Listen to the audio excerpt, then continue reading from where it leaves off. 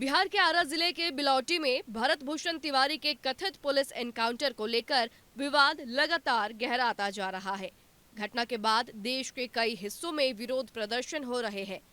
इसी कड़ी में रांची में स्वर्ण समाज और समाज सेवियों ने न्याय मार्च निकालकर मामले के निष्पक्ष जांच और भरत भूषण तिवारी को न्याय दिलाने की मांग की।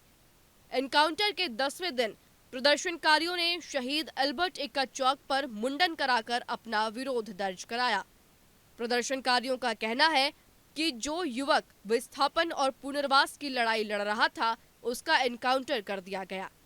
उन्होंने आरोप लगाया कि हाल के दिनों में ब्राह्मण समाज को निशाना बनाया जा रहा है। वहीं इस पूरे मामले को लेकर प्रशासन पर भी कई गंभीर सवाल खड़े किए। बिहार में जो भरत भूषण तिवारी की एक साजिश के तहत और बिहार सरकार के मुख्यमंत्री के इशारे पर भ्रष्टाचार के विरुद्ध लड़ने वाले युवा सामाजिक कार्यकर्ता की हत्या कराया गया है।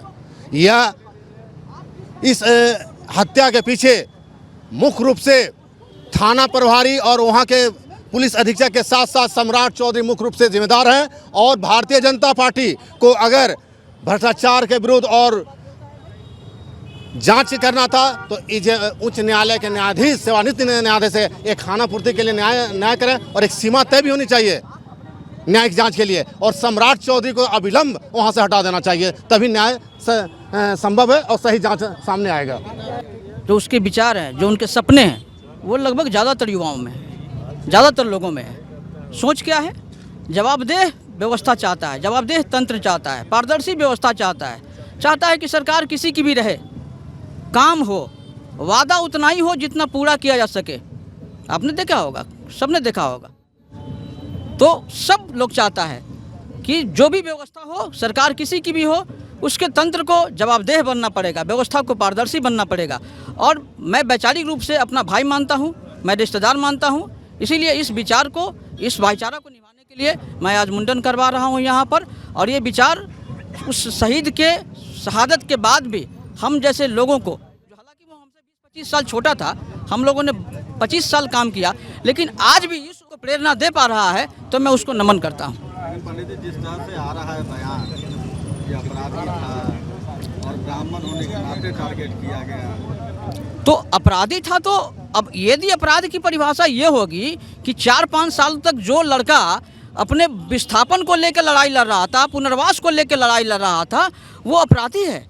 जो लड़का हिंदू राष्ट्र के लिए पदयात्रा कर रहा था, जो लड़का मरने के पहले एक वीडियो जारी करके बोलता है कि भाई मैं, ये सब तो मेरे अपने हैं, पुलिस मेरे अपने हैं, प्रशासन मेरे अपने हैं, ये सरकार मेरे अपने हैं, लोग मेरे अपने हैं, मैं किसको गोली चलाऊंगा, मैं किसको मारूंगा, क्यों मारूंगा?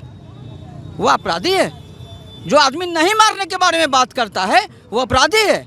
और जो दर्जनों हत्या करता है, वो मुख्यमंत्री, मंत्री और बड़े बड़े पद पर पहुंच जाता है।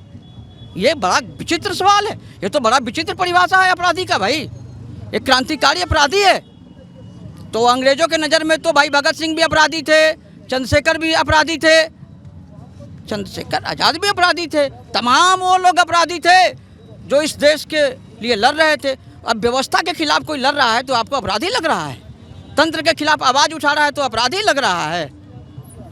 अब यदि ऐसा ही अपराधी आप बनाना चाहते हैं, हाँ, कभी कभार आप नक्सली से उसको तुलना कर देते हैं। कोई लोग बोला आतंकवादी हो गया है, नक्सली हो गया है। मान लिया कि नक्सली हो गया है, तो आपने नक्सलियों के लिए तो भैया 10 लाख रुपया का पैकेज रखा है, नौकरी रखी है, उसके लिए गोली रखा था। है जवाब आपके पास? है किसी के पास जवाब?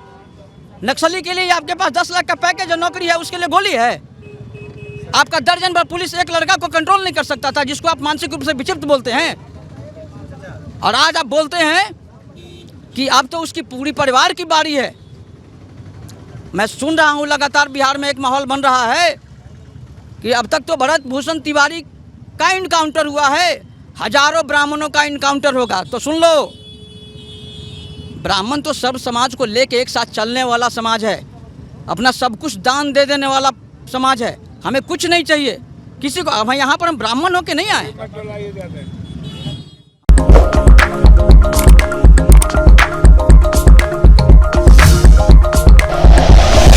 Like and share videos, subscribe करें हमारा चैनल और प्रेस करें बेल आइकॉन। News 11 भारत, सच है तो दिखेगा।